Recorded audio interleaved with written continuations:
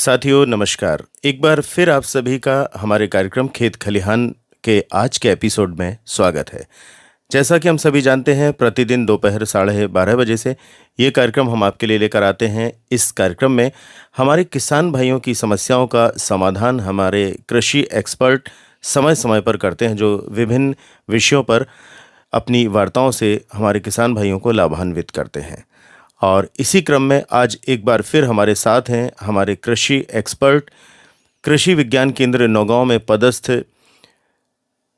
Scientist doctor Kamlesh Ahirwar जी। तो doctor साहब, आपका बहुत बहुत स्वागत है हमारे कार्यक्रम में। आपका भी बहुत बहुत धन्यवाद। और डॉक्टर साहब, कैसे हैं आप? बहुत बढ़िया हूँ, अच्छा हूँ। और पिछली बार आप आए थे हमारे रेडियो पर और कुछ विषय को लेकर वार्ता हुई थी, जिसे हमारे किसान भाइयों ने काफ़ी पसंद किया।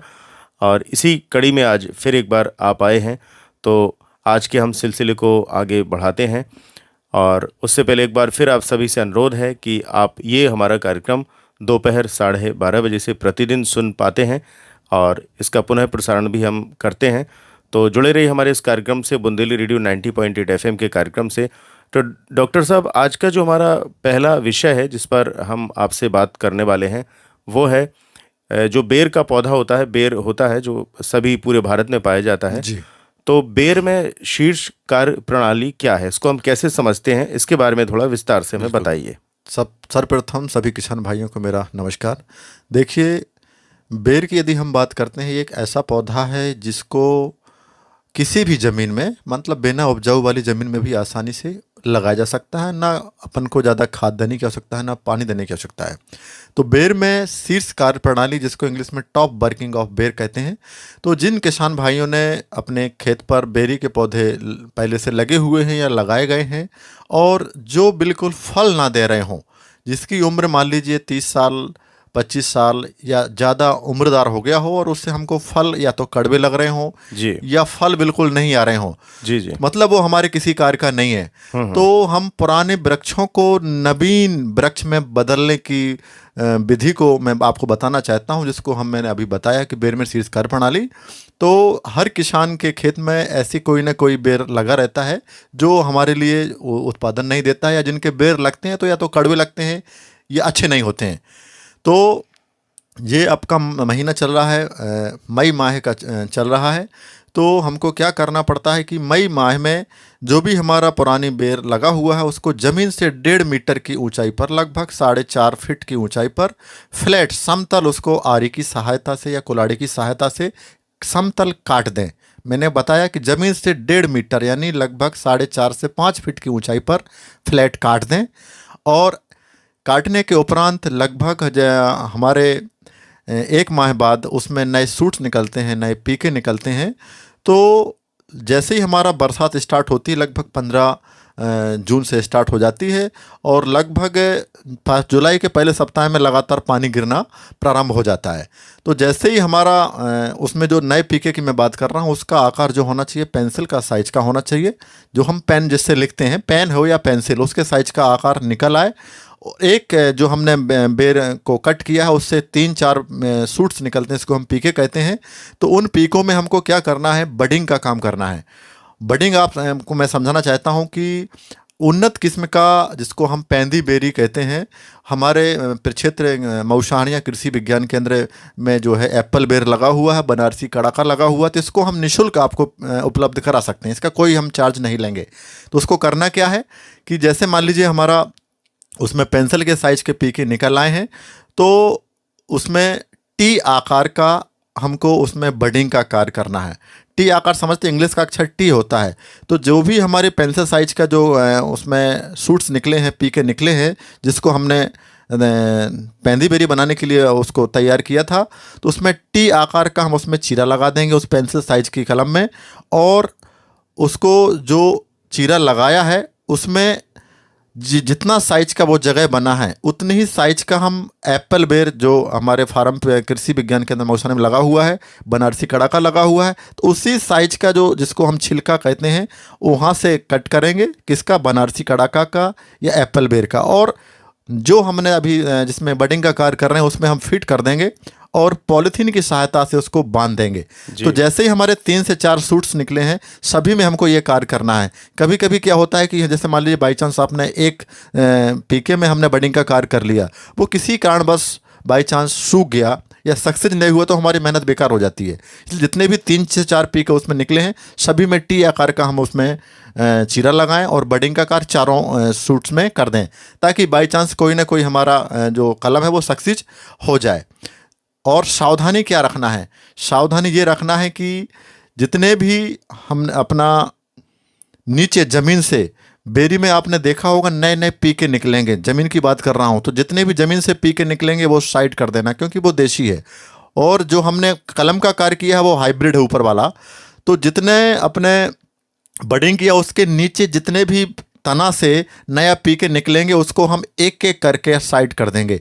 यदि हम नहीं हटाएंगे नए पीके जो ज़मीन से निकल रहे हैं या तने से निकल रहे हैं, तो जो भी उसका फूड मटेरियल है, इसको हम भोजन कहते हैं, पूरा का पूरा ग्रहण वो देसी वाले पीके कर लेंगे। तो उसका जो है ऊपर भोजन जब नहीं पहुंचेगा तो हमारा जो बडिंग जिसमें किया है वो सक्सेस होने के चांस कम हो जाते हैं। इसलिए मैं किसान भाइयों से आग्रह करता हूं कि जितने भी नीचे ज़मीन से या हमारे देसी वाला जो पौधा अपना जिसमें हमने कार्य कर रहे हैं, जितने भी जहाँ से भी नए पीके निकले हैं उसको साइड कर देना है।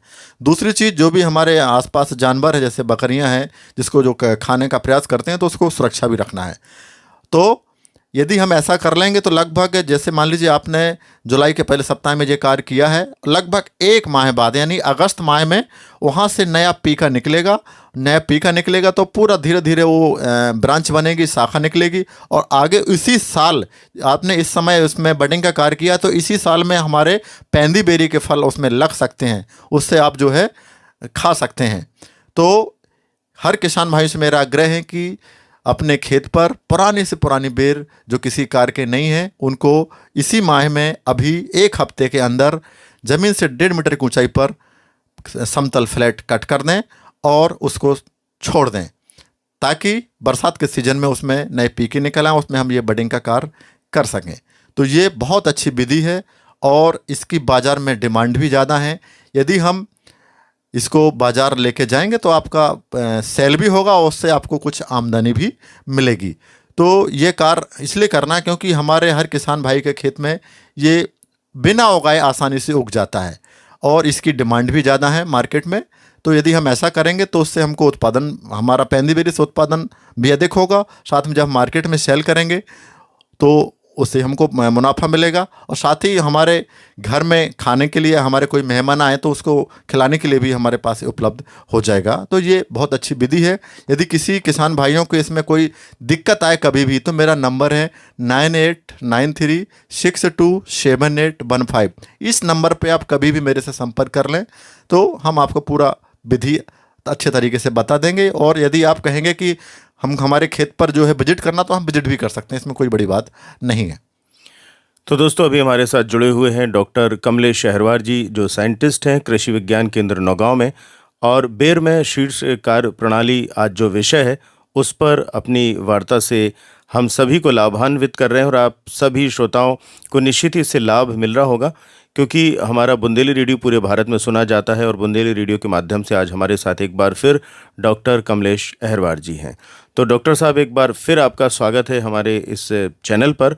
और पहले हमें ये भी बताएं कि आपको कैसा लगा बुंदेली रेडियो पर आकर? बहुत अच्छा लगा। मैं आपसे जो है जब से मैं जुड़ा हूँ तो अब मेरा को आपसे छोड़ने का मन नहीं कर रहा है, क्योंकि आपका जो व्यवहार है, आपकी जो कला है, आपकी जो आवाज़ की सुंदरता है, वाकई में बहुत अच्छी है।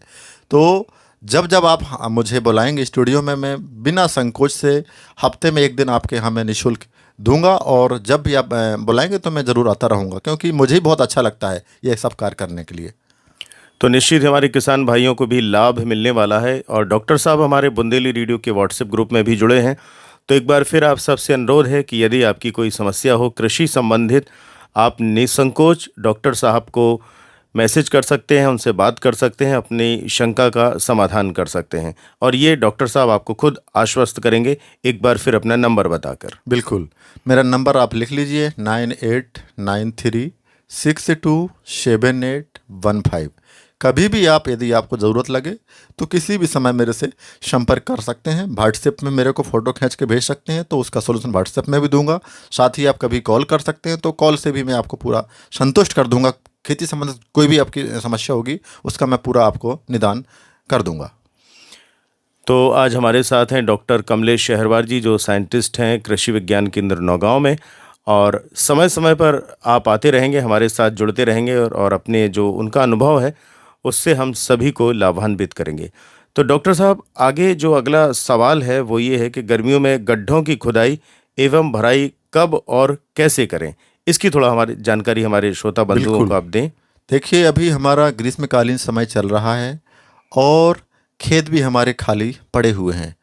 तो जो किसान भाई अपने बरसात में बगीचा लगाने की तैयारी करना चाहते हैं या प्लानिंग कर रहे हैं या सोच रहे हैं, तो ये सबसे उपयुक्त समय माना जाता है। इसलिए माना जाता है, मैं आपको थोड़ा सा अवगत कराना चाहता हूँ कि गर्मी के मौसम में यदि हम गड्ढों की खुदाई कर देंगे, तो अब करना कैसे है कि चाहे आप जेसीबी की सहायता से खोदें या गैथी की सहायता से खोद, जो भी आपके पास उपलब्ध संसाधन है। तो यदि हम बड़े आकार के वृक्ष यदि लगाना चाहते हैं, जैसे आम है, अमरूद है, जामुन है, कटहल है और मौसम्बी है, संतरा है, जो भी लगाना चाहते हैं, इसके लिए हमको गड्ढे का जो आकार है 1 मीटर गहरा, 1 मीटर चौड़ा और 1 मीटर ऊंचा, इस साइज का गड्ढा हमको खोदना है। कितना? 1 मीटर लंबा, 1 मीटर चौड़ा, 1 मीटर गहरा। इसलिए खोदना है क्योंकि जैसे हमारा मकान का हम जब नींव बनाते हैं तो अच्छे तरीके से मजबूत बनाते हैं। इसी प्रकार से जब हम पेड़ की हम बात करते हैं, जब तक उसका नींव मजबूत नहीं होगा, उसको जड़ फैलने के लिए जगह नहीं मिलेगा, तो वो ग्रोथ नहीं करेगा। जब ग्रोथ नहीं करेगा तो उसका विकास भी नहीं होगा। तो बड़े आकार के वृक्षों के लिए हमको 1 यानी 1 मीटर गहरा, 1 मीटर चौड़ा, 1 मीटर ऊंचा गड्ढा खोदें। जो मध्यम आकार के हमारे जैसे फलदार वृक्ष हैं, जैसे आपका नींबू हो गया, जैसे आपका पपीता हो गया, जैसे आपका करौंदा हो गया, तो इसके लिए आपको 2 मीटर गहरा, 2 मीटर चौड़ा और 2 मीटर ऊंचा ये गड्ढा खोदना है। गर्मी में हम गड्ढा क्यों खोदते हैं, इसका भी जानकारी होना चाहिए। गर्मी में गड्ढा इसलिए खोदते हैं ताकि जो भी हमारा गड्ढा हमने खोदा उसकी मिट्टी को हम बाहर निकाल देते हैं पूरी की पूरी, और जितना भी ज़मीन में हमारे सूक्ष्म कीटाणु जो हमारे फलदार वृक्षों को नुकसान कर सकते हैं, फंगस है, फफूंद है, वायरस है, बैक्टीरिया है, वो तेज टेम्परेचर, अभी आप देख रहे हैं वर्तमान में हमारे नौगांव का जो तापमान है 45 डिग्री सेंटीग्रेड से ऊपर चला गया है। तो इस तेज धूप के कारण सारे के सारे हानिकारक पहुंचाने वाले सूक्ष्म जीव, सूक्ष्म कीटाणु बिना दवा के नष्ट हो सकते हैं। इसलिए हमको गड्ढे की खुदाई जो है हमको ग्रीष्मकाल अभी तत्काल मई माह में कर देना है। दूसरा चीज़, अब जैसे मान लीजिए आपको बरसात में पौधे लगाना है, तो किसान भाइयों को हमको ये ध्यान देना चाहिए कि जो भी हम वृक्ष लगा रहे हैं, फलदार वृक्ष लगा रहे हैं, उनकी किस्म पर ही ध्यान देना पड़ेगा। क्योंकि यदि आपको किस्म में ध्यान नहीं देंगे, उत्पादन नहीं मिलेगा, तो यदि हमारा मुनाफा नहीं होगा तो आपको जो भी आपने खाद दिया, पानी दिया, आपने श्रम दिया और उसके बदले हमको उत्पादन नहीं मिलेगा, तो ऐसा खेती करने का मेरे हिसाब से कोई औचित्य नहीं है। तो यदि हम आम की बात करते हैं, तो आम में आपको आम्रपाली लगाना है, दशहरी लगाना है, ये बहुत अच्छी किस्म है और निरंतर फल देने वाली किस्म है। अमरूद की बात करते हैं तो लखनऊ 49 लगाना है, इलाहाबादी सफ़ेदा लगाना है। नींबू की बात करते हैं, कागजी नींबू लगाना है। तो यदि हम किस्म पर ध्यान देंगे तो आपको उत्पादन अधिक मिलेगा। आंवले की यदि हम बात करते हैं तो आंवले में नरेंद्र आंवला 7, नरेंद्र आंवला 8, नरेंद्र आंवला 9। तो यदि हम किस्म में अच्छी किस्म लगाएंगे तो उसका फलन भी हमारा लगभग 4 साल बाद हमको मिलने लगेगा और उसका उत्पादन भी प्रति वृक्ष हमको अधिक मिलेगा, तो इसमें आपको फ़ायदा होगा। तो किस्म पर ध्यान देना बहुत ज़रूरी है। अच्छा डॉक्टर साहब, ये जो गड्ढे आपने बताए हैं, तो इनको कुछ छोड़ना भी है कुछ दिन के लिए, या तत्काल इसमें पौधा हम लगा सकते हैं? आपने बहुत अच्छा प्रश्न किया। देखिए, अभी जैसे गर्मी में आपने अभी मई माह में खोद दिया, तो लगभग 15 जून तक बिल्कुल हमको ऐसा ही खुले में रहना है ताकि उसके सूक्ष्म कीटाणु, सूक्ष्म जीव सारे नष्ट हो जाए। जैसे ही हम 15 जुलाई मैं अच्छी बारिश आपको समझ में आ जाए कि वर्षा होने लगी है, नमी तो जैसे यानी आ हाँ जाए। नमी लगातार होना चाहिए, जैसे निरंतर बरसात होने लगी है तो हम अच्छी किस्म का पौधा लाएं। तो फिर जो हमारा गड्ढा है उसको आधा हम पूर दें, आधा मिट्टी उसमें फिल कर दें, उसमें 1 से 2 तसला पकी गोबर खाद मिला लें और 150 से 200 ग्राम DAP मिला दें, आधा गड्ढा पूर दें। जो आधा हमारा गड्ढा बचा हुआ है, जो भी हम वृक्ष लगाने वाले हैं उसको सावधानी से ब्लेड की सहायता से वो जो पॉलीथीन में लगा हुआ है उसको साइड कर दें, पूरी की पूरी पिंडी को हम उसमें गड्ढे में रख दें और फिर हमको सिर्फ आधा फीट गहरा गड्ढा छोड़ना है। कितना? सिर्फ आधा फीट, बाकी गड्ढे को पूर देना है। तो ऐसा कार्य करने से उसकी जड़ें अच्छे से नीचे चली जाएंगी और उसको फैलने में कोई दिक्कत नहीं होगी। तो ये तरीका को आप समझें और इस तरीके से यदि आप करेंगे तो आपका एक एक पौधा जो भी आपने लगाया है पूरा का पूरा अच्छे से उग जाएगा तो जो है आपका आगे चल के उत्पादन भी देगा। तो ऐसा कार्य हम लोगों को करना चाहिए। बिल्कुल, और हमारे किसान भाइयों को निश्चित ही ये जानकारी अच्छी लगी होगी, क्योंकि आज हमारे साथ हैं कृषि विज्ञान केंद्र नौगांव के वरिष्ठ कृषि वैज्ञानिक डॉक्टर कमलेश अहरवार जी। तो डॉक्टर साहब, एक बार फिर आपका स्वागत है बुंदेली रेडियो के हमारे कार्यक्रम खेत खलिहान में।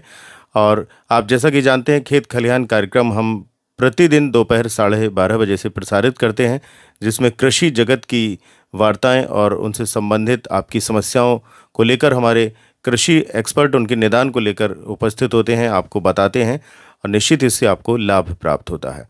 तो डॉक्टर साहब, अब आखिरी दौर में कुछ हम चाहते हैं कि आपने अनुभव शेयर करें, जो विषय अभी हमारे चल रहे थे, और क्योंकि अब हम विराम लेंगे तो थोड़ा सा बताएं हमें अपने अनुभव के आधार पर। तो अनुभव यही है कि यदि आप नवीन टेक्नोलॉजी, नवीन तकनीकी, वैज्ञानिक विधि को अपनाएंगे तो ज़रूर आपको उसमें मुनाफा होगा, फ़ायदा होगा। अभी किसान भाई क्या कर रहे हैं कि कोई भी वृक्ष लगाएं फलदार या कोई भी फसल लगाएं तो उसकी किस्म पर ध्यान नहीं देते हैं। तो किस्म बदलने से, जैसे मान लीजिए आपने बरसात में कोई भी फसल लगाने जाएंगे, लगाना स्वाभाविक रूप से, उसमें कोई वो वाली बात नहीं है। यदि हम किस्म को बदल देंगे तो 30% उपज हमारी सिर्फ बीज के नवीन किस्म के बदलने से हमारी बढ़ जाती है। इसी प्रकार से फलदार वृक्ष की हम बात करते हैं। यदि हम अच्छी किस्म का, उन्नत किस्म का फलदार वृक्ष लगाएंगे तो उसका उत्पादन भी 2 गुना होगा जो देशी आप लगा रहे हैं उसकी तुलना में। तो किस्म पर ध्यान देना बहुत ही अति आवश्यक है, क्योंकि पूरे ये हमारा मैसेज पूरे इंडिया में जा रहा है। तो ये पूरे भारत के लिए मैं एक संदेश देना चाहता हूँ कि चाहे कोई फसल की बात करें, चाहे फलदार वृक्ष की बात करें, चाहे सब्जी की बात करें, चाहे फूल की बात करें, चाहे औषधि की बात करें, सभी प्रकार की फसलों में हमको उनकी किस्म पर ध्यान देना है। और मैं आपको अवगत कराना चाहता हूँ, जितनी भी फसलें होती हैं, जैसे मान लीजिए आपका बरसात में लगाएंगे उड़द लगाएंगे, मूंग लगाएंगे, सोयाबीन लगाएंगे, मूंगफली लगाएंगे, इसकी उम्र लगभग 10 साल होती है। एक नई किस्म जो वैज्ञानिक निकालता है, कितना उम्र होती है? 10 साल। तो 4 साल तो उसका वहीं निकल जाता है जब साइंटिस्ट बनाता है, 4 साल आपको 6 साल मिलता है, तो उसकी पूरी अवधि 10 साल का होता है। तो प्रयास करें कि 10 साल के पहले पहले हम नवीन किस्म को लाएं, भले ही 1 एकड़ के लिए, 1 हेक्टेयर के लिए उसको लगा दें। ऐसा करने से आपकी उपज 30% बढ़ जाती है। तो किस्म पर ध्यान देना हमको बहुत ही ज़रूरी है। यदि किस्म पर ध्यान देंगे, वाकई में आपको खेती से अच्छा मुनाफा किसी बिजनेस में नहीं है। एक मैं और आपको अवगत कराना चाहता हूँ कि कृषि के साथ साथ, कृषि जैसे आप मान लीजिए आपने बरसात में फसल लगा लिया, उड़द, मूंग, सोयाबीन, ठंडी में आपने लगा दिया गेहूं, चना, मटर, तो कृषि के साथ साथ उद्यानिकी जैसे फलदार वृक्ष हो गया, सब्जियां हो गया, फूल हो गया, यदि हम इस को भी साथ साथ में लेंगे तो इससे क्या आपको नगदी पैसा मिलेगा। ये कैश क्रॉप कहते हैं। जैसे फल है, कोई फल होगा आप बाजार में आसानी से चले जाएंगे, बेचाएंगे, उसके पैसा मिल जाएगा। सब्जी है, सब्जी को हर हफ्ते आप बेचेंगे, उससे नगद पैसा मिलेगा। फसल जो आप लगा रहे हैं उससे आपको 4 महीने बाद उपज निकलना है, फिर आप मार्केट जाएंगे, फिर उससे जो पैसा मिलेगा फिर अपने जीवन यापन में लगाएंगे। लेकिन सब्जी में ऐसा नहीं है। सब्जी में 1.5 माह बाद उससे उत्पादन मिलना प्रारंभ हो जाता है। फूल है, फूल भी आपका 1.5 से 2 माह बाद उत्पादन हो जाता है। तो कृषि के साथ साथ उद्यानिकी से संबंधित सब्जियां, फल, फूल, औषधि, इनको यदि अपनाएंगे तो आपकी आमदनी स्वाभाविक रूप से दोगुनी होगी। इसलिए होगी क्योंकि अभी देखिए हमारा जो पूरा कृषि जो है मौसम पर निर्भर है। आप देखते हैं कभी कभी वर्षा होती है, कभी कभी नहीं होती है ना। या हमारा फसलों के अनुकूल मौसम नहीं रहता है, पाला पड़ जाता है या आपका गर्मी के कारण फसलें नष्ट हो जाती हैं, तो यदि हम फसल के साथ साथ ये सब फसलें लगाएंगे तो कोई ना कोई फसल हमारे खेत में स्वाभाविक रूप से बचेगी। जब बचेगी तो उससे हमको आमदनी मिलेगी। तो फसल उत्पादन के साथ साथ उद्यान की, साथ में पशुपालन, डेयरी, जो भी आप है सब साथ में अपनाएंगे तो आपको मुनाफा स्वाभाविक रूप से बढ़ेगा और आमदनी आपकी बढ़ेगी। तो किसान भाइयों, आज हमारे साथ डॉक्टर कमलेश अहरवार जी हैं और अभी आप सुन रहे थे उनके विचार, और निश्चित ही आप सभी को इससे लाभ मिलने वाला है आने वाले समय में। तो डॉक्टर साहब, आपका बहुत बहुत आभार। बुंदेली रेडियो पर आज आप पधारे और आपने अपनी वार्ता से हमारे किसान भाइयों को कुछ ना कुछ ज़रूर दिया है अपने अनुभव से, ऐसी हम आशा कर रहे हैं।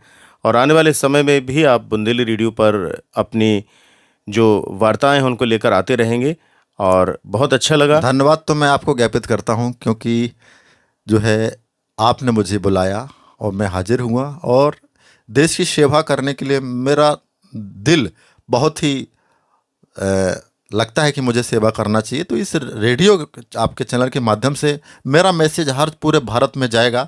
यदि किसान इसको अपना करके उसको उत्पादन मिलेगा तो खुशी मेरे को होगी। तो मैं आपका शुक्रगुजार हूं कि आपने मुझे यहाँ बुलाया, और जब भी आप बुलाएंगे तो मैं यहाँ हाजिर रहूँगा।